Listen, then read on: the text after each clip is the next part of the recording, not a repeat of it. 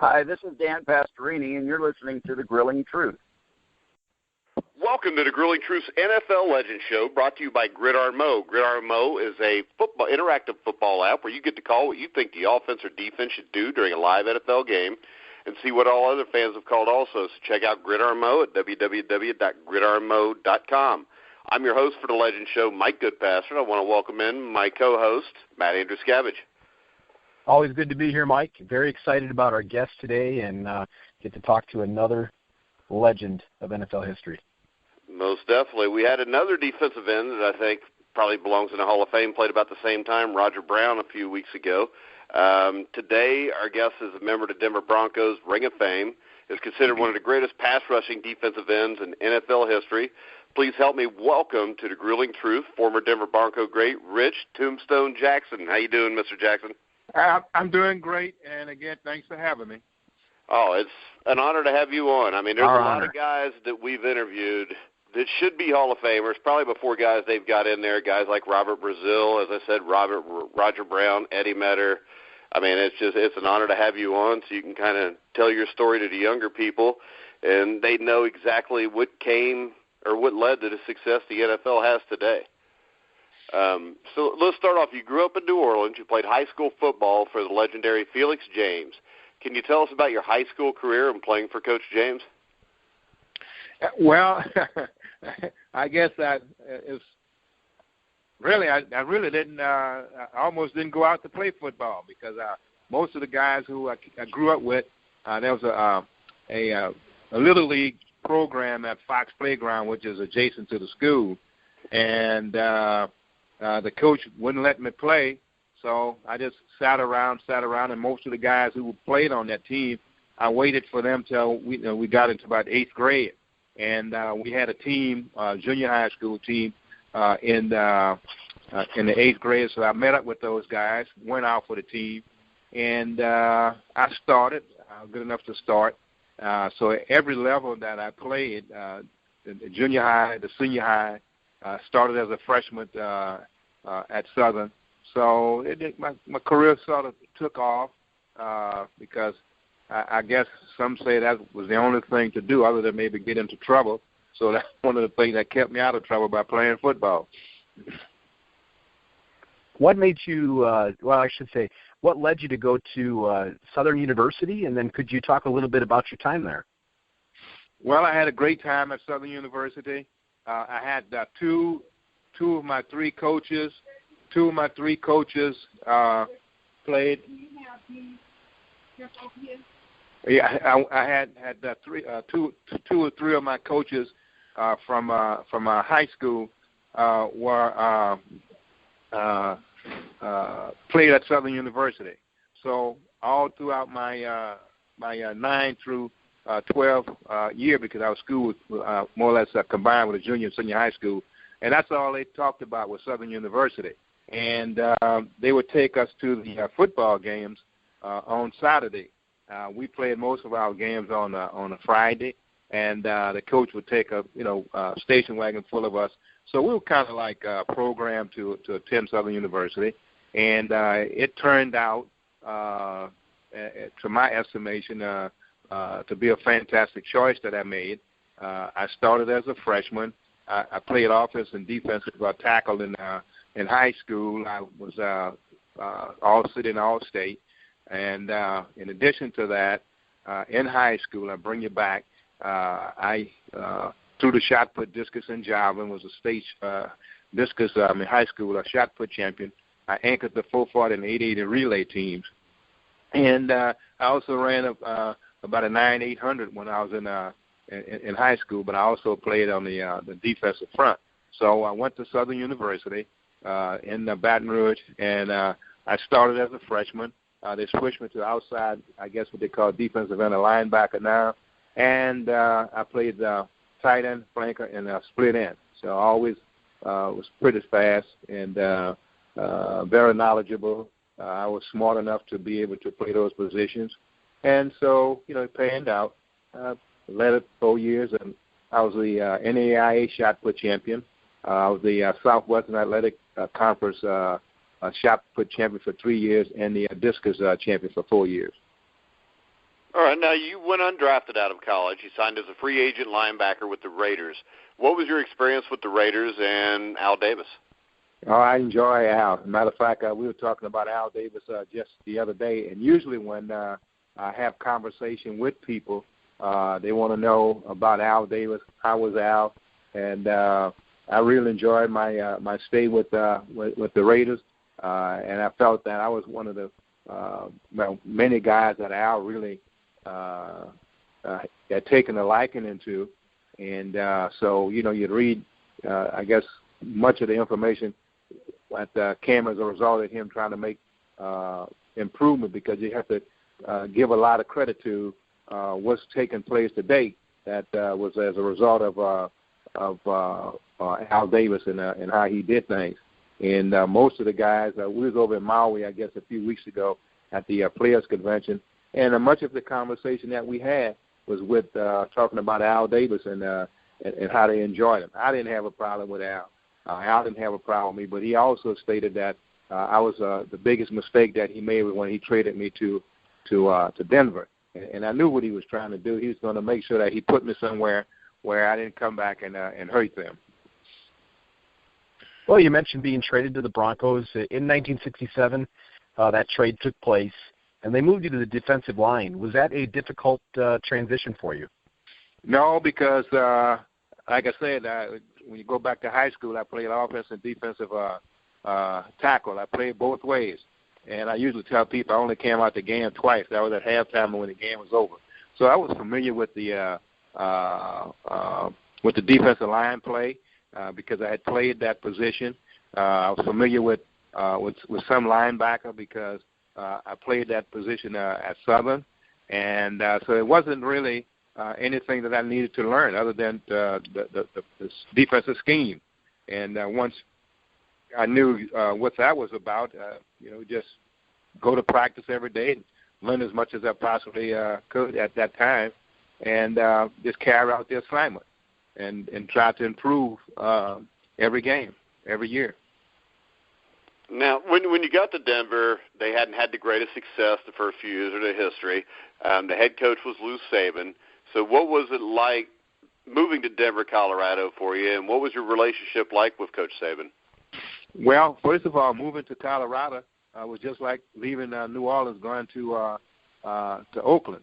And of course, I had a lot of relatives in both, in Oakland and in Denver. It was just another move. If I was like I'm doing an interview here with you guys and here in New Orleans, and then if I was to leave from New Orleans and go to say Montreal, and I was doing an interview. It's just a place of movement. I never really put too much stake in where I lived or whatever. I just the job was the thing that I put before everything else. So it didn't. Well, I know there's. Oh, go ahead. It didn't make a difference where I played. I just consider myself as being a football player, and I had an opportunity to continue playing what I like. Well, I know Mike and I are both very curious, as probably any fan of NFL history. Could you tell us how you got the nickname Tombstone? I think that's why you guys always call me to interview me, because that's what everybody wants to know. Somewhere in the conversation, they want to know, where did I get the name Tombstone? And I just tell them that Tombstone was the termination of life, symbol of death, the end of the road. So I guess that says it all. When you look at my style of play, how I played, my approach that I took, and then incidentally, I had no intentions of playing professional football, because I was programmed to get an education. Unlike today's athletes, we were programmed to get an education and go to college and graduate. And I came up in a single-parent home. My father died when I was about 7, 8 years old. My mother raised 4 children. It was three daughters, myself, and all of us have college degrees. So, sometimes we paint a broad brush of, single parent, but that's a part of my life. But then back to Tombstone, they had a fireman's graveyard that was adjacent to the field. And I guess according to my style of play, I was, I guess, a gifted athlete, and the way I played, so they just, figured that once you came in contact with me, it was, if it wasn't certain death, it was close to death. So Tombstone more or less stuck, and it was appropriate. And so, like I said, they just felt that was the end of the line when they came in contact with me. Now, when you got to Oakland and later on Denver, were there any players that kind of took you under their wing and kind of helped you out? No, like I said, I was always a player that stood out. When I used to walk around on the playground, I stood out, and guys couldn't understand why the coach wouldn't allow me to play. Then when I went out for the team in the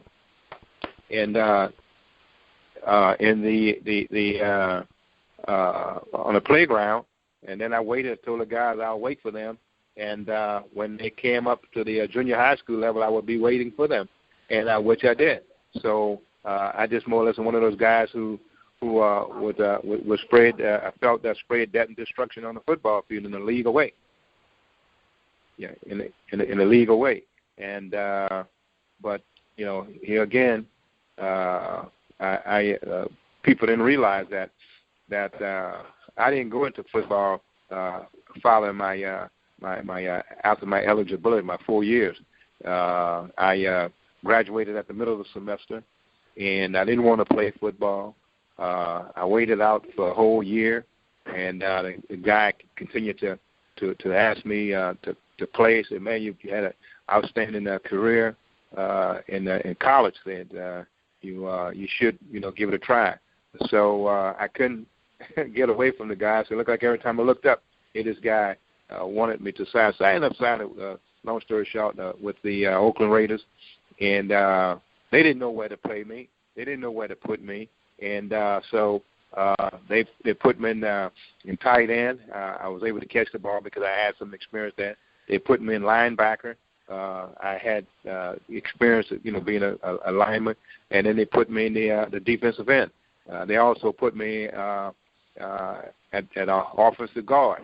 So all of the positions that they put me in, I did well. So I guess if they kept me in one position, I would have done extremely well. But like I said, I didn't want to play football. I just wanted to go to school, get a job, and coach. So I guess that's a part of what I did. Well, the two moves that you're probably the most known for are the head slap and the halo spinner. Could you talk about how you got how you started to develop those moves into your technique? I always thought I was smarter than the guys who I played across. And then I always figured I would come up with something. Even when I was in high school, I would come up with something. And, we talk about like in rules.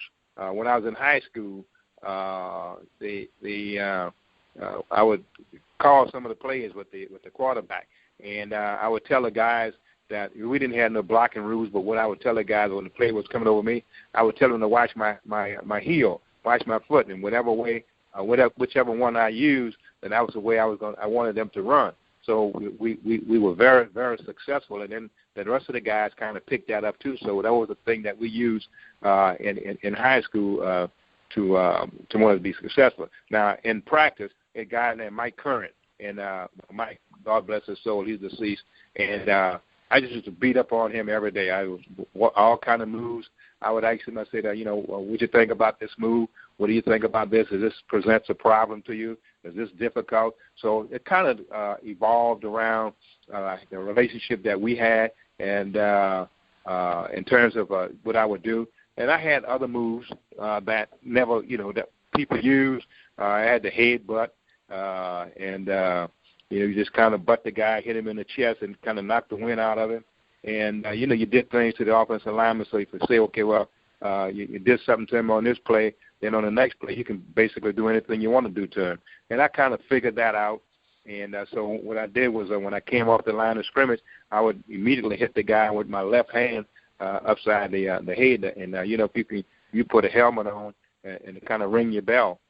So once you did that, the guy was kind of like stymied or stunned, and you could do anything you want to do. So then when I came back with the, I figured, I said, gee, I said, well, the single head slap is effective. So I come back and say, okay, we're going to use the double head slap. So when you hit him with the single head slap, or you hit him with the inside head slap, see when you hit him, then the guy's going to kind of favor that in that direction. So when you hit him with the double head slap, he didn't know where to go, and so now you can put your halo spinner on him. You hit him and you kind of take him up the field and you spin, and then you come back to the inside. Now that was always dealt with the inside tackle, because they knew that if I put that move and had him going up the field, and they knew I was going to come to the inside, so they were going to cover me from the outside in the event I flushed the quarterback out, and I did that quite a bit. I would flush the quarterback out of the pocket, and it enabled them to be able to make the tackles. I think they're talking about the number of sacks. We had like about 55, close to 60 sacks in the 14-game season. So, a lot of that was predicated on being able to employ those moves, and was highly successful in doing so. All right, now 1970 you were selected at a Pro Bowl. We know what the Pro Bowls turned in today. What was it like playing in the Pro Bowl back then? I assume it was a huge difference from playing in the Pro Bowl today. Well, you still had that. I don't even watch that. I don't know what they call that today. Touch football, I believe. I guess little Tiny Tim will probably do a better job than those guys do. But it's sad. It's a sad state of what's going on today.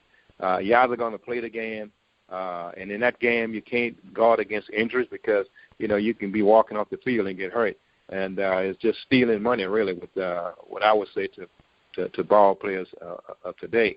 And what it was, you still had that big old thing about who was the best, the AFL or the NFL, and so it was a pride thing. We played in L.A., and I played against, I think it was Bob Brown, who is in the Pro Football Hall of Fame. I had the pleasure of playing with him when Al Davis went out and signed both Bob Brown and what's the tackle from San Diego. I can't recall his name right now. And so he had one of them upset Bob Brown down by the halftime, and then when the second half he put the other offensive tackle in, and I handled both of those. So I don't know what one would say, whether or not I belong in the Pro Football Hall of Fame, but I had Hall of Fame numbers. When you look at guys today with 6, 7 sacks and maybe about 18, 20-something tackles, and they're making multi-million-dollar, I'm just wondering what I would be paid for when I had 12, 14 sacks and 91 tackles in one season. So I guess that's in a 14-game season. So I had my numbers, my stats, and what I did, and the respect that my colleagues had for me should be enough to have me. But I never really promoted myself.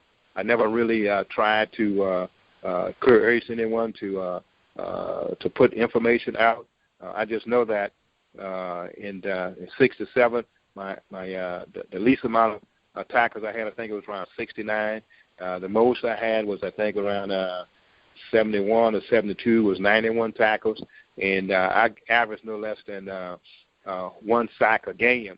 And at that time, when we started out, they really weren't keeping stats. So I don't know. I guess a lot of what I did and then playing for Denver, no one really covered the team, and so I guess all that impacted whether or not someone felt that I'm qualified to be in that Pro Football Hall of Fame. And if you were to ask me, I would say yes, I qualified to be in Pro Football Hall of Fame. But who's going to carry that load or carry that bucket for me to the committee who choose those players? Well, we definitely agree with you, and it's unfortunate the way that the Hall of Fame often gets handled today. I know that in 1971, You sustained an injury. Back then, were injured players treated a little differently than they are today? Well, I tell you what, Tiny Tim could play today, but he couldn't play back then. And because, you can get hit in the head. How many times I was hit in the head, concussion, or whatever you call it.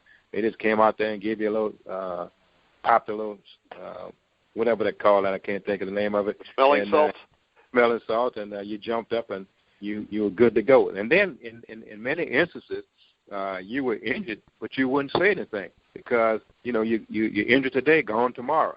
And at that time, you really didn't have the situation that you have now because you didn't have that many teams and you didn't have that many ball players on the team. So it was dog eat dog, more or less, and because you had to be good enough to be a starter on offense or defense, and on the kickoff or punt return, you have to be good enough or quick enough to go down. Whereas today, you have guys who specialize. Say for example, I was just as effective as a pass rusher as I was a tackler.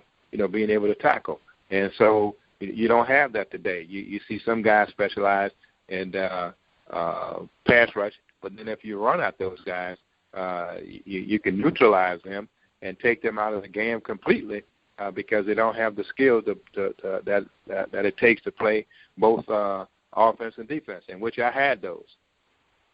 Now, you were traded partway through the 72 season to Cleveland, had to retire after that because of the injury. How difficult was it for you after the 72 season, being as great an athlete and as great a player as you are, to know physically you wouldn't be able to play again? Well, like I said, I had always prepared myself to do what I did when I officially walked away from the game. That was to I always wanted to get me a job as for some reason to be a principal and a head football coach, and that was my desire. So I just figured I would play as long as my my body the situation would allow me to play, and then when that time came, I just hoped that I was able to complete my mission, and because by my second year in the professional football, I had 2 degrees from college. So immediately when the season was over with, I would run back to school and enroll in school, and then I was a graduate assistant, and I worked with a lot of guys who end up playing professional football. You have guys like Mel Blunt, Carmichael, Alden Roche, Kenny Ellis. I used to come back and work with those guys, James Osborne, and I would come back as a graduate assistant, and I would work with those guys in the weight room and that sort of thing. So I always had a mission of doing what I ultimately did when I retired. I called on the telephone on a Friday, and I had a job on the Friday job interview that Monday, and I had been working in the school system for about 30 years or so because, here again, unlike the guys today, I prepared myself yesterday for the day, and the things that I'm doing today are based on the decisions that I made yesterday. So, I've always tried to convey that to youngsters, but it's altogether different ball game today. And so when I came back, I enrolled in school again, and I got another degree in administration and supervision. And so I was able to work in all of the areas that my cognitive skills allowed me to. Tell us a little bit about who were the toughest offensive linemen that you ever faced. Okay, now I'm thinking about this guy named Ron Mix. Ron Mix was one of the guys that I played against, and he and I had some tough battles. I didn't play too much against Bob Brown, but when I did, I was very successful. And then you had Jim Tyra. He asked me to go back and think about some of these names. I just left Kansas City, so I kind of familiar with some of those names because I had conversation with some guys I played golf with out there last week. And Jim Tyra was pretty good. I tell you another guy who was because he was so huge. I guess he was probably one of the first big 300 plus 400 300 linemen was Sherman Plunkett, and he was pretty. Not that he was so tough, but he was just hard to get around. So you really had to work to get around him because most of the linemen when you move, they move. When you went up against Sherman, he didn't move; he just blocked you out the wing. And so that's as a matter of fact, I just kind of played the game like nobody was in front of me. Now, I don't know if that's a proper thing to say, but I just didn't see nobody in front of me. All the thing I saw was the running back and the quarterback. And when the ball snapped, that's what I focused on. And whoever was in front of me was just like they weren't in front of me. So I don't know. I just hope I answered that question. All right. In 1984, you were selected to the Broncos Ring of Fame. I think it was the first year they even did the Ring of Fame. How special was that honor to you? It was special. It was special, and it was in a matter of fact that it's the people who I went in with. When they said that they're going to have this Ring of Fame, and then out of all of the great ones that came before me, all of the great ones that played, and they did have some great ball players. The only problem with Denver, it was up in the area that no one really gave them credit for having great ball players. So that right then in itself was great because it singled me out with the great Floyd Little, Taylor, Gosselin, and then here a little guy from New Orleans was being honored as one of the Broncos' finest.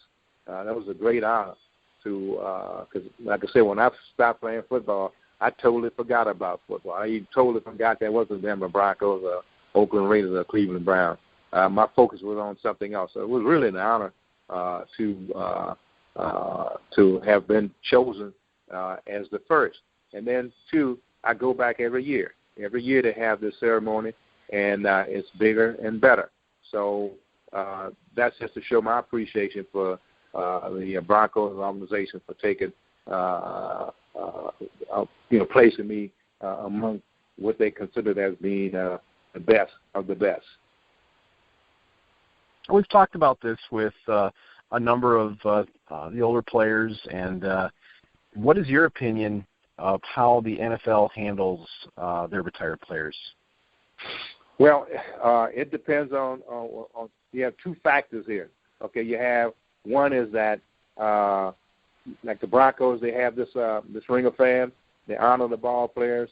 They have a committee to select and place the guys into the Ring of Fame. They bring you in for about 4 days of activities, and so here again, they let you know that you weren't forgotten, that you come back, your fellowship, you see the ball players, the present and the past players. So it gives you an opportunity to feel like you're still a part of the organization. Now, all of the teams don't do that, and only a few teams that, to my knowledge, they would have something, but it's not of the magnitude of the Denver Broncos. And matter of fact, they put a 10-foot statue of myself this last Ring of Fame when they put Pat Bowlen into the Ring of Fame. And they have some pillows out there with a headshot, a synopsis of your career and your high school and your professional career. And they have about 40 of those. When you go into the Denver Broncos Stadium, you're going to see on the right-hand side, you got about 20 pillows, and they're about 10 feet high. And then on the left side, it has the same thing. And that's an honor itself, just to be in the midst of something like that, to let you know that, hey, these people really thought a lot of you to put you in that. And then, two, with your name in the stadium. I get compliments all the time when people say they went to Denver, and that's one of the things that they went to see was to see the names of the Ring of Famers in the arena. So that's it's something that I never envisioned of having. Now, other teams have only a few teams. I know here in New Orleans, the Saints, they may have a couple of guys that, but it's not the same, and it's not done by the organization. Heck, I mean, when you go to a Bronco event, it's first class, and Pat Bowlen one that I guess understood what first class is, and then honoring the past. And I get a lot of compliments. I constantly get paraphernalia throughout the year that they have. They send us things, and they keep us in the loop. Matter of fact, they have the Denver Broncos organization, and that consists of former players. And they operate as if they were still a part of the team. They have somebody that is assigned to them, assigned as I guess the liaison with the past and the present. So when you go around, it's just like you still a part of the team. And I think that's missing from a lot of teams that they don't have that, because a lot of guys are bitter. They figure that they played in an organization and the league just forgotten it. Now, on the other side of the league, you have all of the things that have taken place, and then you look at when we played. I think back in the day, as we say, we weren't compensated for preseason games, and then they came up and gave us, I think, about $50. And when they took the tax out of it, I remember around about $48 that we got for a game back then. And then when you look at the amount of money that owners are making, you figure that they should always be like a 3 or 4 year, or 5 year cost of living increase towards your pension. You should have, and I always talk about fringe benefit, that you should have a major medical, optical, and maybe $100,000 life, because a lot of these guys that you come in contact with, they have some serious problems. Their family have serious problems, and some of them they just go unnoticed.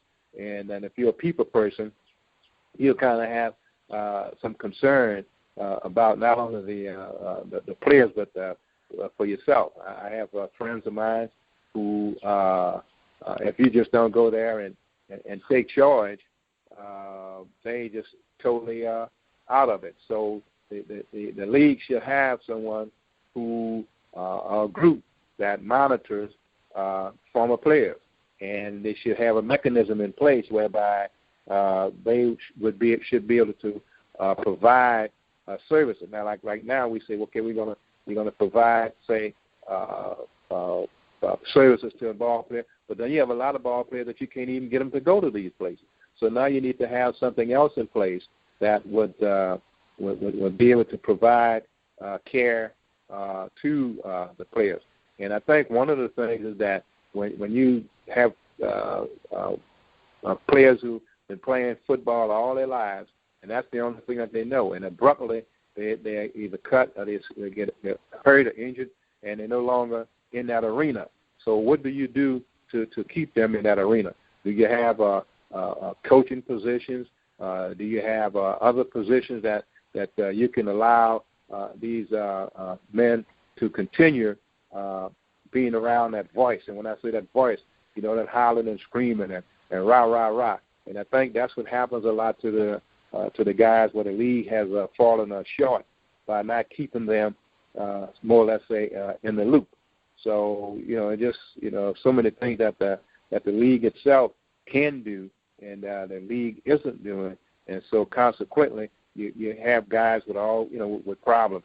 And the thing about it is that you should be able to recognize some of the problems that the ball players are having, and then you should be able to provide services whereby it would lessen the burden of the player and the family, and that would also extend the player life.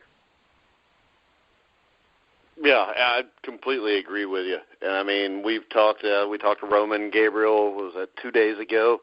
He pretty much said the same thing you did. I mean, it's a shame the NFL doesn't do enough for the people that got them to be the $6 billion business that they are today. Mm-hmm. Yeah, and so when you we look at the situation today and talking about how much money do you need to live? How much money you need to be successful? And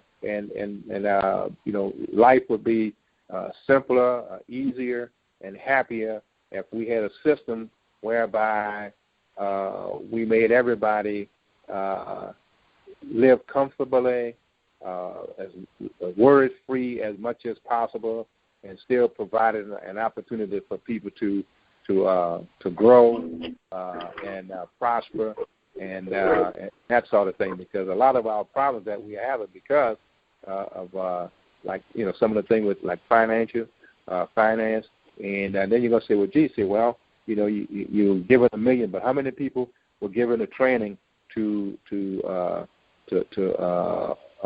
be able to manage money? I know they have some.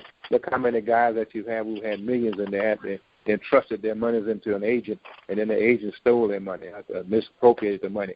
So it's just so many things that a lot of the athletes taking advantage of, and I think that the league takes advantage of the athlete, past and present.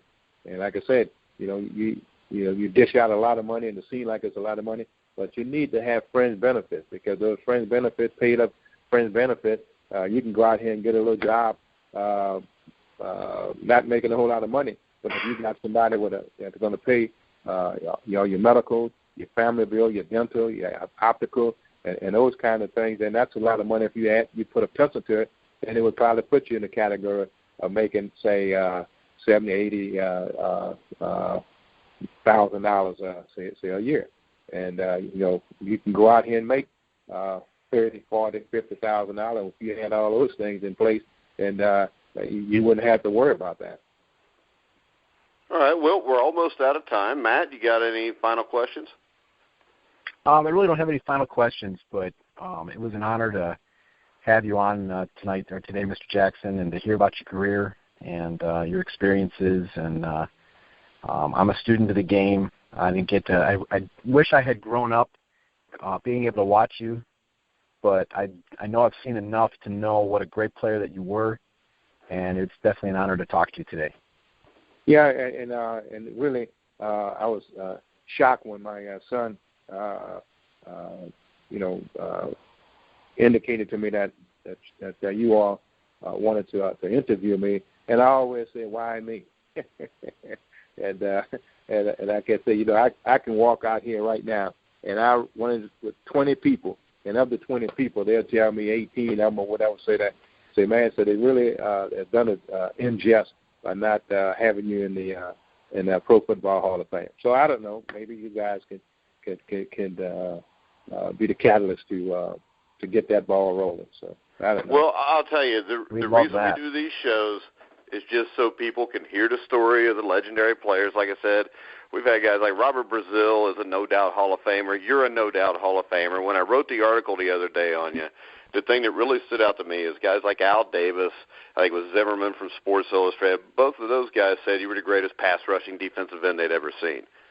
So, I mean, I will take that more into effect on your greatness than I will what some sports writers think of you. And then you look at, God bless his soul, Lyle Alzado. Yeah, the book he wrote about you, too. Yeah, and see, Lyle came under me and worked with Lyle, get in the weight room. He was, I tell you what, he was full of questions. How do you do this? Why you do this? And we'll sit down, we'll talk, and then I'll tell him, a lot of the things I cannot to explain to you. I say, but if you just watch. I say, you just watch. And then, he kind of picked up, and then he became a great ball player. And, we used to work out in the weight room, and I guess all of the guys, even when I was at Oakland, they couldn't believe the enormous amount of strength I had, because I'm deadlifting and squatting with over 600 pounds. Most of our bench press was over 555 or something like that. So a lot of people didn't know not only was I had the quickness, because like I said, I ran track in high school, but I also had an enormous amount of strength, and then I worked out year round. And matter of fact, this morning I just finished walking, and I try to walk 3 days a week and go to the gym twice a week, and I don't know, this was a part of me. But, all right. Well, once again, it was great to have you on the show. I mean, anytime you want to come back, you're more than welcome. Okay, well, you have my contact. This is my cell. And, again, I'm really honored. Because a lot of time when you're sitting around, and you think that people have forgotten about you, and then all of a sudden somebody will call and say, hey, look, I want to interview you. Do you have time? And that's why I always have time. I always take time because if you take it away from your schedule, then I should be able to honor your request. And any time that you would want me to, just, give me a call, and we'll go from there with it. All right. We will definitely do that. Okay, Appreciate thanks a lot. that very much. Okay, all right, thank you. Thanks a lot. Okay, bye. All right, guys, remember, check us out on thegruelingtruth.net on our new webpage. Make sure you check that out for all the articles that me and Matt and Rodney Newpol. Who else was it? Tyler, that's your friend, Matt. You can tell everybody his last name. Tyler Kubachevsky. Yeah, you can't tell it either. Writers. We'll just call him It's Tyler. a tough one. we'll just call him Tyler Z. Sure. That'd be good enough there. But yeah, make sure you check. A couple guys like Josh and.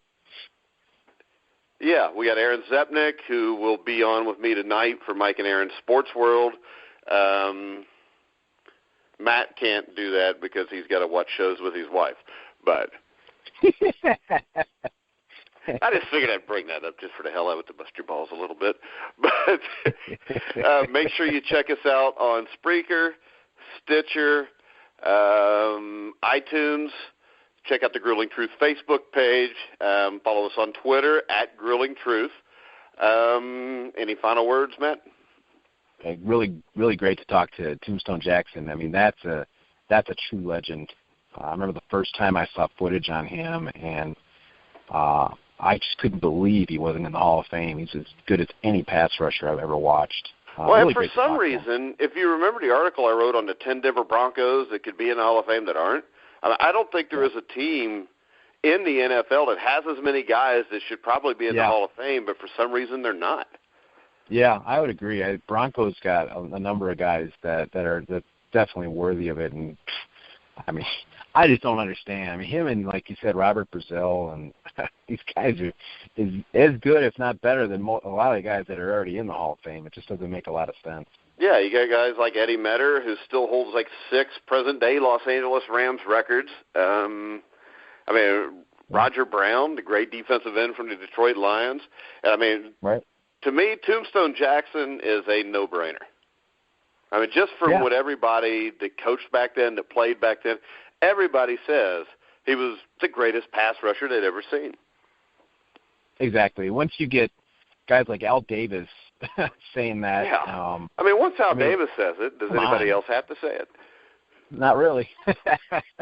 No, and imagine if he would have stayed with the Raiders. Oh, yeah. Like we were alluding to before, a lot of it has to do with location. Imagine if Tombstone Jackson had played in New York. Oh, well, yeah, that'd have been – well, yeah, but then again, if you look at it, Joe Klecko was an all-pro at all 3 defensive line positions. Nose tackle, defensive end, and he's still not in. So, what they do with the Pro Football Hall of Fame is just amazing with the people they leave out, the guys they let in. And and then the stuff they did, like with Kenny Stabler. Kenny Stabler should have been in the Hall of Fame a long time ago. But instead, they wait, and they put him in right after he passes away. Right. What's the sense in that? So much injustice with a lot of that. And, you got guys out there like Jerry Kramer, named the only guard on the NFL's 50th anniversary team. Everybody else on that team is in. The process just does not make any sense. Yeah, and to me, the guys that really stand out are Tombstone Jackson, Robert Brazil. Robert Brazil, his first 8 years was a Pro Bowler every year. Yeah. And if you watch the highlight films of Robert Brazil, he was Lawrence Taylor before Lawrence Taylor was Lawrence Taylor. So much similarities to Lawrence Taylor. Yeah, if you're not sure who Robert Brazil is, go look up Robert Brazil highlights on YouTube. And when they show that highlight film, if you watch that and you imagine him in a Giants uniform, you'd swear it was Lawrence Taylor. Exactly. You're like, wow, I didn't realize Lawrence Taylor played for the 79 Oilers. Yeah, actually, Lawrence Taylor played a lot like Robert Brazil because Brazil came first. Right. But All right. Well, I guess we're going to wrap this up. Next week, we don't have our guest confirmed yet, but if it's anything like this week, it should be a pretty good week. Like I said, you can check out the Roman Gabriel interview. Go back and listen to Tombstone Jackson's interview again. I thought it was a great interview, very insightful. Exactly. He had a lot of good things to say. Really liked hearing about his pass rush techniques and just what the era was like when he played. All righty. Well, we're going to go ahead and wrap this up. Make sure you also check out Gridiron Mo. And starting, I almost forgot this. It almost slipped my mind, though I happened to see the Gridiron Mo logo.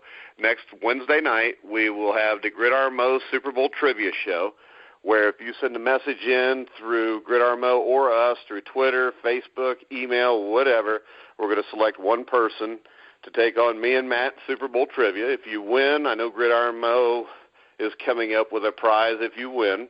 I can tell you right now, if you're playing me, you're not going to win. So call in and try to beat me. And maybe we'll let you host a show with Matt next time, if you beat me. But Matt failed miserably. I doubled his score, but that's all right. Yeah, you doubled my score. I was close on a few of them, but close only counts in horseshoes and hand grenades. Yeah, I'm a Bengals fan. I know all about that. Gotta let you win something, right? Yeah, I got to win something. Hell, the Bengals had nothing to do with winning it, so if it would have been, I'd have been screwed. But all right, so check us out next time. Make sure you check out Gridiron Mo, www.gridironmo.com, and check us out at thegrillingtruth.net. Correct? Yep. I got that right there. That's right. Yeah, so check us out there also. So for Rich Tombstone Jackson, Matt Andruscavage, I'm Mike Goodpaster. You've been listening to The Grueling Truth, where the legends speak.